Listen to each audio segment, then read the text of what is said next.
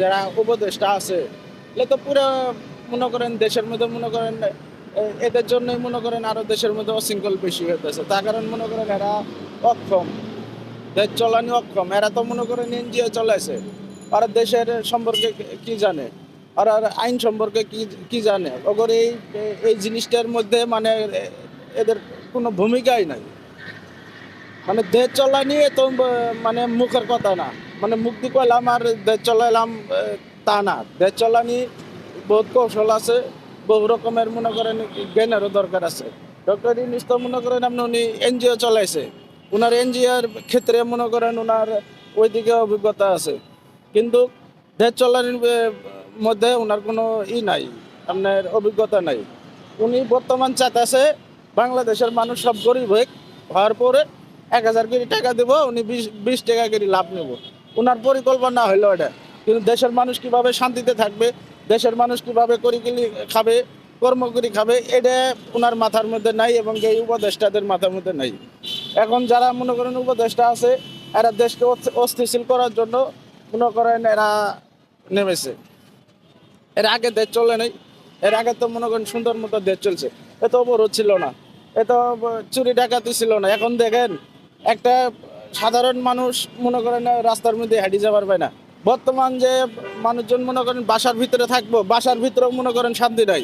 বাসার ভিতরে মনে করেন চোর ডাকাত সন্ত্রাসী মনে করেন যায় যায় মানুষের কুবায় সরাসরি ভাবে দিন দুপুরে কুবায় কাবায় মনে করেন মাল সামানা লুট করবে নেছে, স্বর্ণ লোকাল লুট করবে নেছে, মানুষের জীবন হানি করবে নেছে। তাহলে এটা কি বোঝায়, এটা কি বোঝায়? তারা তারা তো পুরো ব্যর্থ, কিন্তু তারা তো স্বীকার করতে আসে না। এইভাবে তো দেশ চলে না। তার কারণ মনে করেন এই ধরেন এই যে এটা 21শে ফেব্রুয়ারি গেল, একটা মানুষ বলতে পারবো যে এটা কি দিবস গেল। 21শে ফেব্রুয়ারি যে আর এই যে গেল আপনার এই যে ভাষা আন্দোলনের যারা আমাদের দেশে 71 সালে মনে করেন পাকিস্তানি হানাদার বাহিনী করে হাত থেকে বাংলাদেশ রক্ষা করেছিল এবং কি বাংলা ভাষা এনেছিল, তার কি ভূমিকা পালন করেছে 21শে ফেব্রুয়ারিতে দেখেন।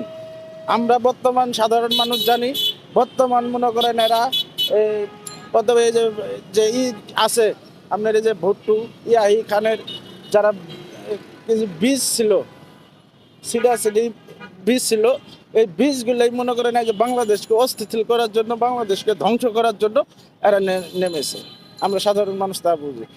আপনি কি মনে করেন যে আওয়ামী লীগের আমলে চোর ছিনতাইকারী বা এরকম ধরনের রাস্তায় মানুষের হয়রানি এরকম ধরনের কোনো কিছু হইতো না? আপনি কি এটা মনে করেন? দেখেন আওয়ামী লীগের কালানে মনে করেন সব দিক দিয়ে নিয়ন্ত্রণ ছিল, এখন তো মনে করেন কোনো দিক দিয়ে নিয়ন্ত্রণ নাই।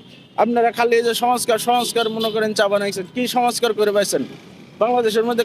এই 6 মাসে কি সংস্কার করে পাইছেন, কি নিয়ন্ত্রণ করে পাইছেন দেখেন তো। এরা তো মনে করেন যত রকমের চোর সন্ত্রাসী চান্দাবাজ গুন্ডা ডাকাত ডুকে যা আছে তারা সম্পূর্ণ মনে করেন জেল থেকে ছেড়ে দিয়েছে। তো দেশের মধ্যে চুরি ছিনতাই হবো না তো কি হবো, দেশের মধ্যে ডাকাতি হবো না তো কি হবো, দেশের মধ্যে লুটপাট হবো না তো কি হবো।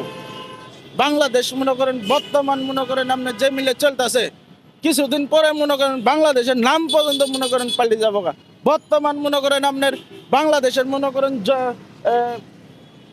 এই বাংলাদেশের নাম পাল্টে যেতেছে, সারা বিশ্বের মধ্যে মনে করেন নাম হয়ে যেতেছে আন্দোলনের বাংলাদেশ, সন্ত্রাসীর কায়ামের বাংলাদেশ, লুটপাটের বাংলাদেশ। এখন বর্তমান মনে করেন আমরা এটাই দেখতেছি, আর ভালো কোনো কিছু দেখতেছি না। কারণ এই 6 মাসে যা পারে নাই, 6 বছরও মনে করেন তা পারবো না এরা। এরকম থাকলে মনে করেন একদিন আমাদের বাংলাদেশ মনে ধ্বংস হয়ে যাব।